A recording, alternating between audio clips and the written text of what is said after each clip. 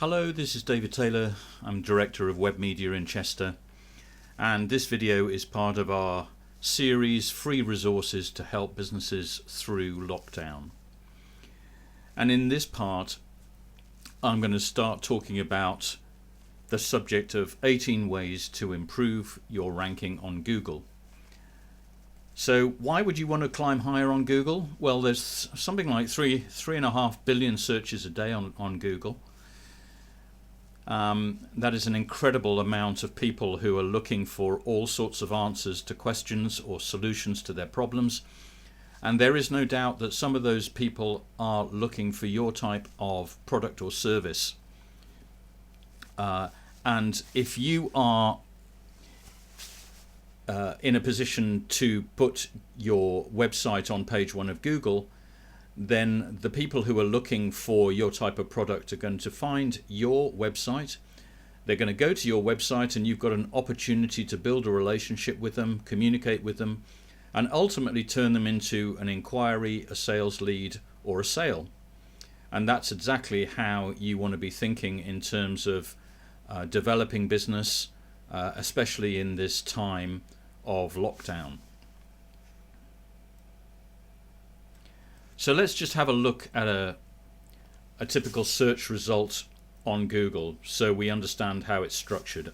At the top here we've got the arrow pointing at the paid or sponsored ads, and these arrive on the page through Google AdWords. Now I'm not going to cover Google AdWords in this video because this video is about getting yourself ranked higher on Google in the organic results.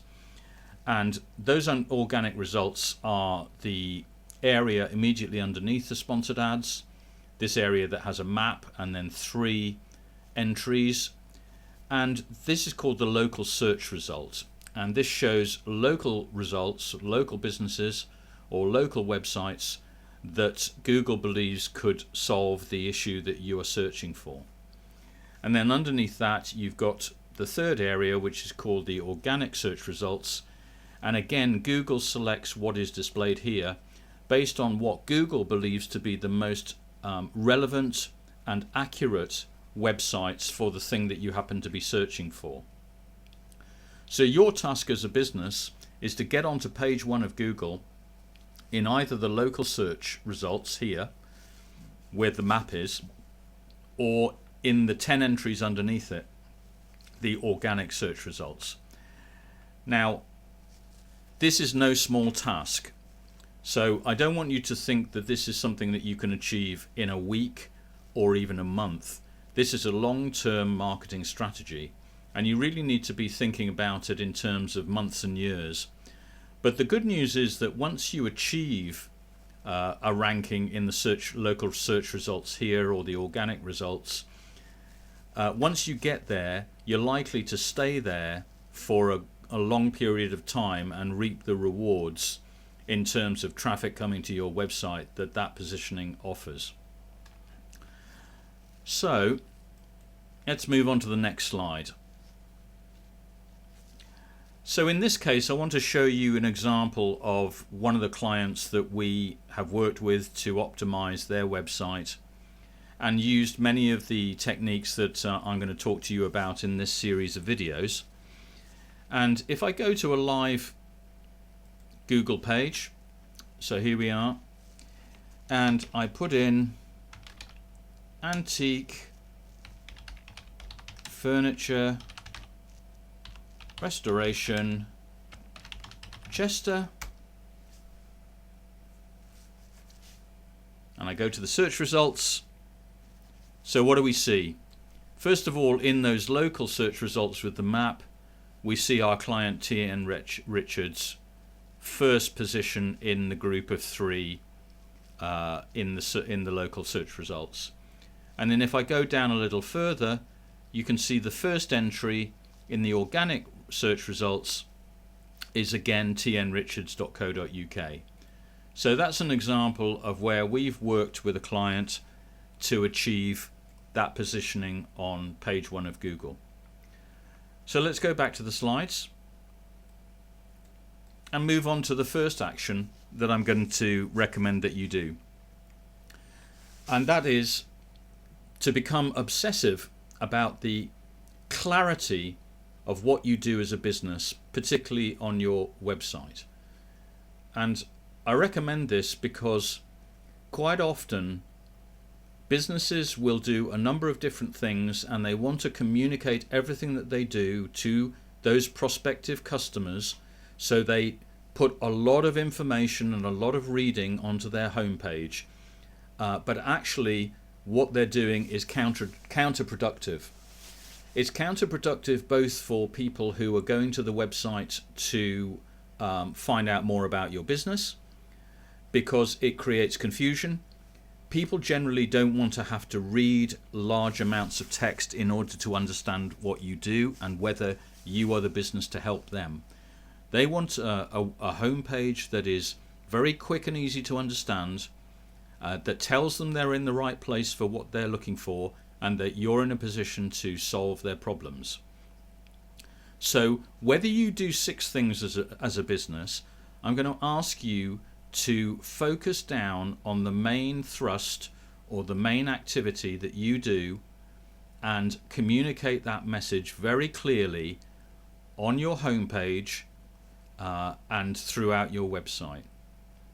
And actually that is something that I would recommend for all the content that you put online, whether it's promotional advertising online, whether it's through a third-party seller like Amazon, whether it's social media, whether it's email marketing. Clarity and simplicity are absolutely key. And the other reason that you need to be very clear on your website about what your business does in terms of solving people's problems is that Google likes clarity. And if you put a number of different messages about what you do on your homepage, Google is not going to be able to interpret with clarity what your business and what your website is about, and therefore it's not going to be in a position to index it properly, and you're not going to achieve the ranking that you'd like to achieve. So those are the 2 main reasons why you really need clarity. And if I go back to this slide for a moment, what we did is we thought about this particular business, and we thought about what they did, and we thought about where they did it as well.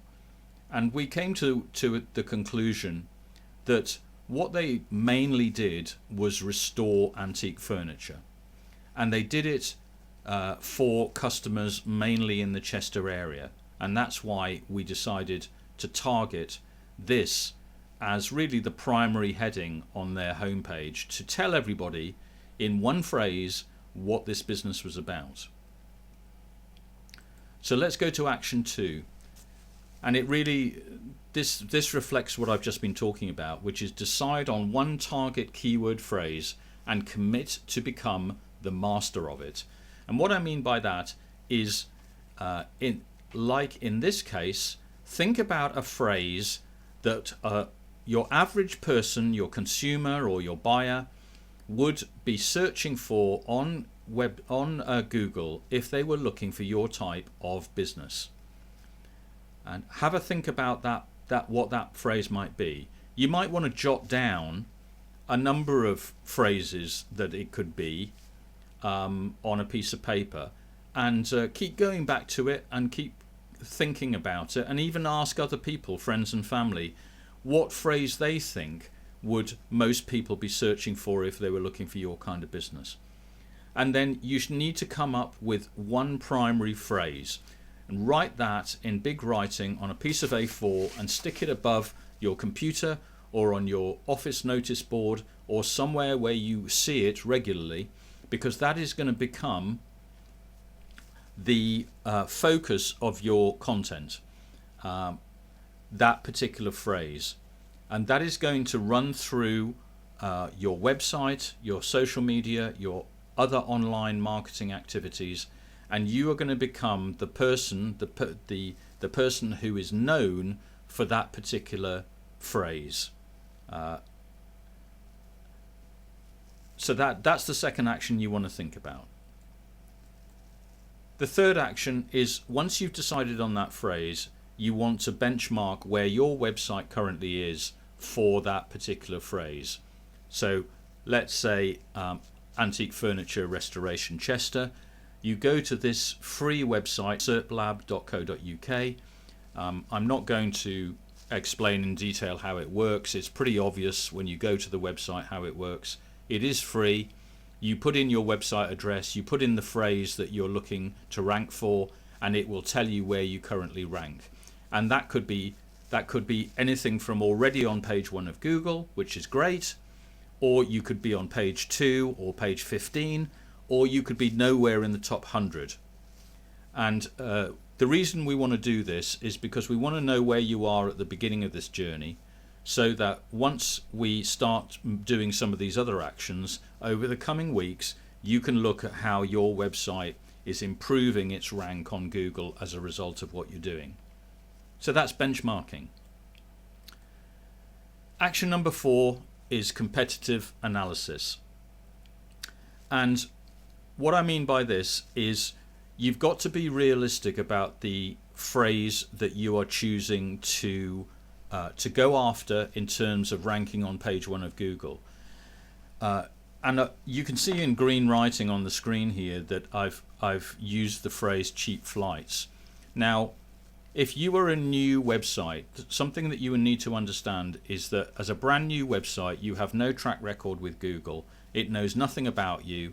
It may only have crawled your website once or twice, and you haven't been around long enough for Google to give you any real credibility for what you do as a business. So Google places quite an emphasis on how long your website has been online, how active it's been, how much traffic goes to it, and what people do, how long people spend on your website when they get there. So in this case, if you started a new website and you wanted to be on Google page 1 for the term cheap flights, you're going to have a huge struggle to achieve that anytime soon, because cheap flights is a very, very competitive keyword for getting onto Google. If you put in cheap flights into Google right now, you will see the household names coming up on the top 10 search results on page 1 of Google, and your ability to compete with that is very, very low. So when I say competitive analysis, what you've got to bear in mind is that when you choose a phrase and you put that phrase into Google now and you see the results of the 10 companies or the 10 websites that come up on page 1 of Google, you've got to understand that you've got a realistic chance of displacing one of those in order to get your website onto Google page 1. Now, if you find that it looks like very unlikely that you're going to be able to do that in the short term, what I would recommend is that you think about another phrase that people would be searching for if they were looking for your type of business, but in less numbers than the phrase you would ideally like to be on page 1 for.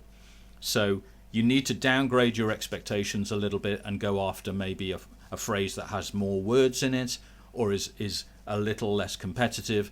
But that's what I mean by competitor analysis. You need to consider whether the phrase that you've chosen is realistic in terms of getting you onto page 1 of Google. Okay, this is the last slide I'm going to cover in this particular section, part 1 of this video tutorial. And this is about optimizing your website for your primary keyword. So let's say again that your keyword phrase is Antique Furniture Restoration Chester, and you've decided that that's the most appropriate phrase. It's not too competitive in terms of who's already on Google page 1, so you're going to go after this phrase. Now you need to start laying that phrase into your website, and the first thing you need to do is look at the first heading, the first headline on your homepage, because that's very important in terms of Google understanding what you're about and what you do. So wherever possible, you should use that keyword phrase as the first heading on your homepage. Okay, And then you should also use that phrase naturally and likely in other places on your homepage, probably not more than 3 or 4 times maximum. And when I say naturally, I mean that it falls naturally either as a subheading to a piece of narrative text, or it's written into the narrative text in a natural way so it forms part of a sentence. It's not just stuck in for the sake of it being there. Very important. Other places where your primary keywords need to be is in things called the meta description and meta keywords. These are embedded in the page. You don't see them when you look at the front of your website. They're embedded in the code behind the scenes of your page, but they're important in terms of telling Google what that page is about.